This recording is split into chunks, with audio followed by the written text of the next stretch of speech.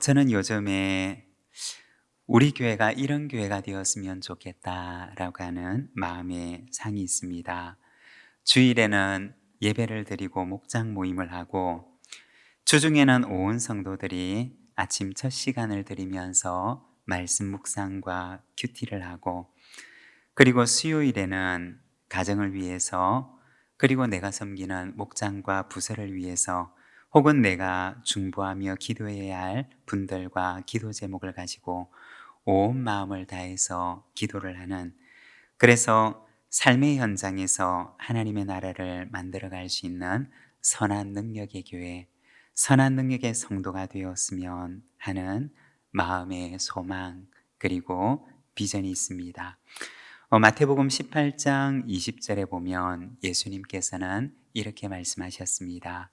두세 사람이 내 이름으로 모인 곳에는 나도 그들 중에 있느니라. 여기에 보면 주님께서는 우리에게 약속을 하셨습니다. 두세 사람이 내 이름으로 모인 그곳에 나도 그들 가운데 있다 라고 말씀하셨습니다. 여러분, 주님께서 약속하신 대로 우리가 모인 바로 이곳에 주님께서 함께 하심을 믿습니다. 간절한 마음으로 말씀을 사모하고 그리고 성령의 탄식으로 우리가 중보하고 기도하며 교회를 새롭게 그리고 세상을 새롭게 하는 주님의 백성들이 되시기를 바랍니다. 오늘은 요한복음 11장을 통해서 만남 부름받은 공동체 마르다와 마리아라는 제목으로 말씀을 함께 나누고자 합니다. 오늘은 세 가지 주제를 가지고 말씀을 함께 묵상하겠습니다. 먼저 첫 번째는 죽음입니다. 오늘 말씀에 보면 나사로가 죽고 예수님께서는 나사로가 죽은 후에 사흘 뒤에 도착을 하십니다. 그리고 오늘 본문 말씀에 보면 마르다와 마리아가 똑같은 말로 예수님께 말씀을 드리는 내용이 나옵니다. 21절에 보면 이렇게 말을 합니다. 마르다가 예수께 여짜오되 주께서 여기 계셨더라면 내 오라버니가 죽지 아니하였겠나이다.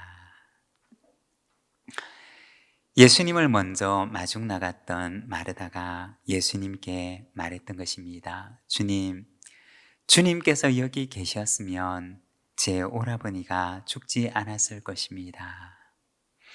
그리고 32절에 보면 나중에 예수님을 만난 마리아도 역시 똑같은 말을 합니다. 마리아가 예수 계신 곳에 가서 배웠고 그 발 아래 엎드려 이르되 주께서 여기 계셨더라면 내 오라버니가 죽지 아니하였겠나이다 하더라. 마리아도 역시 예수님을 배웠고는 말씀하기를 주님께서 여기 계셨으면 우리 오빠가 죽지 않았을 것입니다 라고 말을 합니다. 마르다도 마리아도 예수님을 만나자마자 똑같은 말로 말씀을 드렸던 것입니다. 왜 그랬을까요? 아마 생각을 해보면 오빠 나사로가 죽고 나서 이 두 자매가 그렇게 서로 얘기했을 것입니다. 예수님께서 계셨으면 우리 오빠가 죽지 않았을 텐데, 예수님께서 여기 계셨으면 우리 오빠가 살 수 있을 텐데, 아마도 이 두 자매는 오빠의 죽음을 슬퍼하면서 그렇게 서로 이런 말을 주고받았을 것입니다. 그리고 37절에 보면 또 이렇게 말합니다. 그중 어떤 이는 말하되 맹인의 눈을 뜨게 한 이 사람이 그 사람은 죽지 않게 할 수 없었더냐 하더라. 요한복음 11장은 계속해서 이러한 죽음의 주제를 다루고 있습니다. 우리가 마르다와 마리아를 보게 되면 그들에게는 분명한 한 가지의 확신이 있었던 것으로 여겨집니다. 그것은 바로 치유하시는 예수님입니다. 당시 많은 병자들을 치유하시는 예수님을 보아왔기 때문에 그들은 병든 사람을 치유하시는 예수님의 능력에 대한 분명한 확신이 있었던 것입니다. 그런 반면에 그들에게 없는 것도 있었는데 바로 죽은 사람을 살게 하시는 예수님의 능력에 대해서는 그들이 알지도 못했고 또 그렇게 확신할 수도 없었던 것입니다. 어떻게든 죽지만 않으면 예수님께서 고쳐주실 텐데 라는 마음만 있었던 것입니다. 그들의 생각 속에, 그들의 마음 속에 죽음 이전까지만 예수님의 영역이라고 생각을 했던 것입니다. 이것이 바로 그들의 생각이었고 그들의 사고의 범위였고 그들의 믿음이었고 또 그들이 예수님에 대해서 알고 있는 것이었습니다. 그리고 두 번째는 부활과 생명입니다. 25절과 26절의 말씀을 우리 함께 봉독하겠습니다. 예수께서 이르시되 나는 부활이요 생명이니 나를 믿는 자는 죽어도 살겠고 무릇 살아서 나를 믿는 자는 영원히 죽지 아니하리니 이것을 내가 믿느냐. 이처럼 죽음 이전의 영역까지만 예수님의 영역이라고 생각했던 그들에게 예수님께서는 말씀하십니다. 나는 부활이요 생명이다. 부활, 곧 생명이 되시는 예수님에 대해서 말씀하셨던 것입니다. 우리가 요한복음을 보게 되면 요한복음에서는 예수님께서 자신이 누구이신지에 대해서 말씀하시는 경우들을 보게 됩니다. 바로 이것이 예수님의 자기 계시입니다. 우리가 간혹 계시라고 하는 말을 쓸 때가 있는데 이 계시라고 하는 말은 원어 성경의 본래 의미가 덮개를 벗기다, 나타내다, 드러내다 라는 뜻입니다. 그러니까 누가 덮개를 벗기느냐? 하나님께서 덮개를 벗기시고 그 안에 있는 것을 나타내 보여주시는 것, 그것이 바로 계시라는 것입니다. 우리가 덮개를 열 수 있는 것이 아니라 하나님께서 친히 덮개를 열고 보여주시는 것입니다. 요한복음에 보면 이러한 예수님의 자기 계시가 등장합니다. 오늘 말씀에 보면 예수님께서 나는 부활이요 생명이다 라고 말씀하십니다. 예수님 당신이 누구이신지 예수님께서 친히 자기를 드러내어서 보여주셨던 것입니다.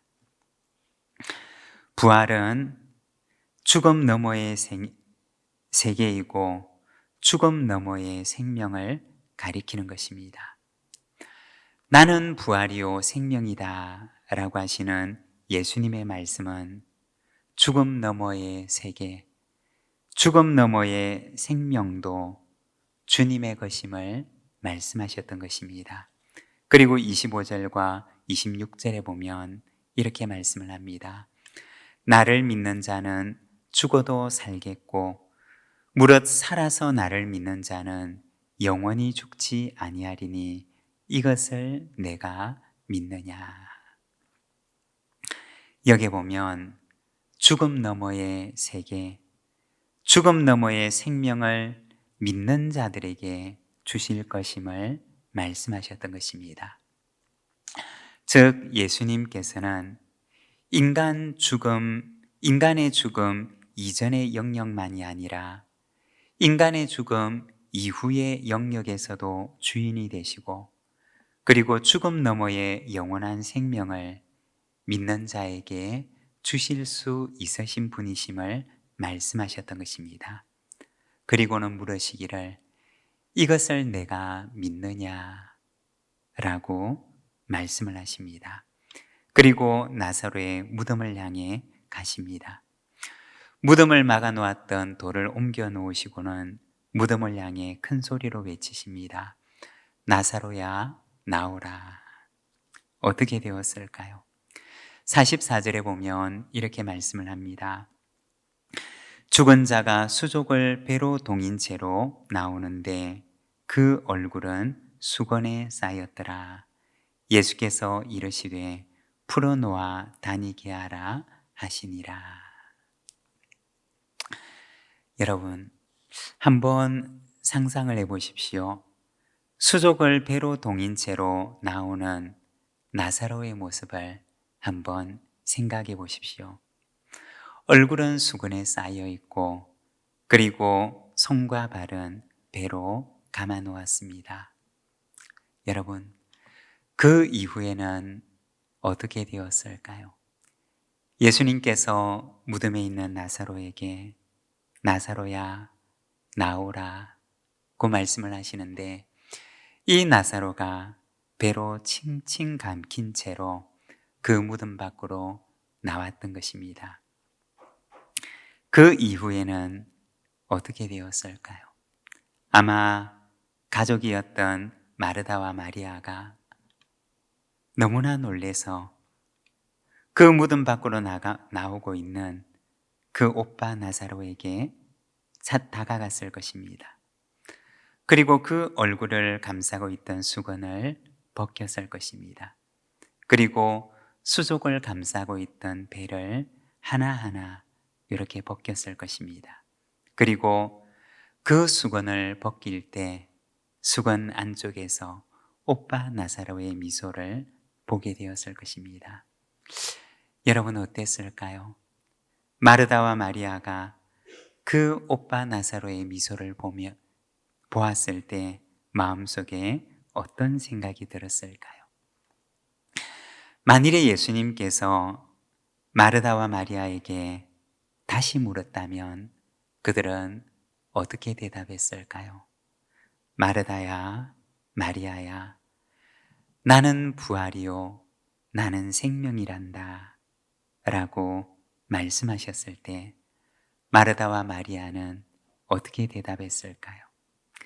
그들은 주저하지 않고 대답했을 것입니다. 그렇습니다. 주님. 주님은 정말 부활이시고 주님은 정말 생명이십니다. 라고 말했을 것입니다. 예전에 어떤 분의 말씀을 들은 적이 있습니다. 학교 일로 러시아를 가게 되셨다고 합니다.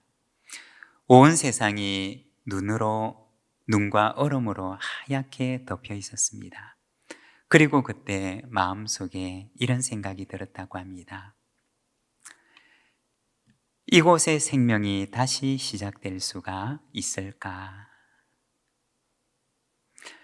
그분이 러시아의 겨울을 경험하고 나서 그분의 눈에 비친 그 땅의 모습은 살아있는 모든 생명들이 다 죽은 것처럼 보였다고 합니다. 그리고 다시는 이곳에 생명이 시작되지 않을 것처럼 그렇게 여겨졌다고 합니다. 러시아의 겨울은 우리나라의 겨울보다는 훨씬 춥고 그리고 훨씬 긴 겨울을 보내게 됩니다. 생명의 희망이라고는 정말 아무것도 찾아볼 수가 없을 것 같았는데, 그리고 그 나라의 겨울은 끝나지 않는 영원한 겨울이 될 것만 같았는데, 그런데 시간이 지나자 어김없이 그 땅에도 봄이 돌아오게 되었다고 합니다. 봄이 돌아오게 되자 그렇게 두꺼웠던 얼음들이 조금씩 녹기 시작했고, 그리고 까맣게 얼어있던 땅들이 풀리고 그 땅에 그곳에 물이 흐르기 시작하더랍니다. 그리고 정말 거짓말처럼 그곳에서 다시 생명이 시작되는 것을 보았다는 말씀을 들은 적이 있습니다. 죽었던 것 같았던 나무들이 파란 싹을 틔우기 시작했고, 그리고 얼어붙었던 그 땅에서 모든 것이 죽었던 것 같았던 그 땅에서 다시 생명이 돋아나기 시작했던 것입니다. 그분의 말씀에 의하면 러시아의 겨울과 그리고 봄을 경험하고 난 이후에 부활의 의미를 알게 되었다라는 말씀을 들었습니다. 고린도전서 15장 35절에서 38절에 보면 바울은 부활에 대해서 이렇게 말을 합니다. 누가 묻기를 죽은 자들이 어떻게 다시 살아나며 어떠한 몸으로 오느냐 하리니 어리석은 자여 내가 뿌리는 씨가 죽지 않으면 살아나지 못하겠고 또 내가 뿌리는 것은 장래의 형체를 뿌리는 것이 아니요 다만 밀이나 다른 것의 알맹이 뿐이로되 하나님이 그 뜻대로 그에게 형체를 주시되 각 종자에게 그 형체를 주시느니라.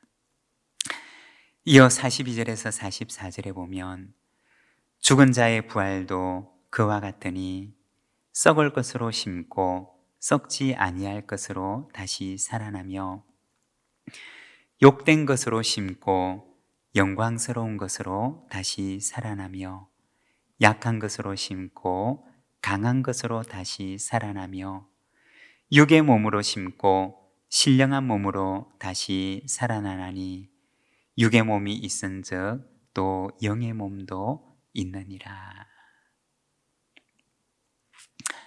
한 알의 씨를 땅에 심게 될 때 마치 그 씨를 심은 그곳은 씨앗에게 있어서는 절망처럼 여겨집니다. 그리고 묻혀있는 그 하늘의 씨앗을 보면서 이곳에서 다시 생명이 시작될 수 있을까라는 생각이 들기도 합니다. 그렇지만 하나님께서는 그 작은 알맹이 같던 씨앗에게 형체를 주시고 새로운 몸으로 다시 살아나게 하시는 것입니다. 하나님께서는 우리에게 사실은 어렴풋하게나마 우리로 하여금 부활을 알 수 있도록 자연 속에 하나님의 부활의 신비를 심어 놓으셨습니다.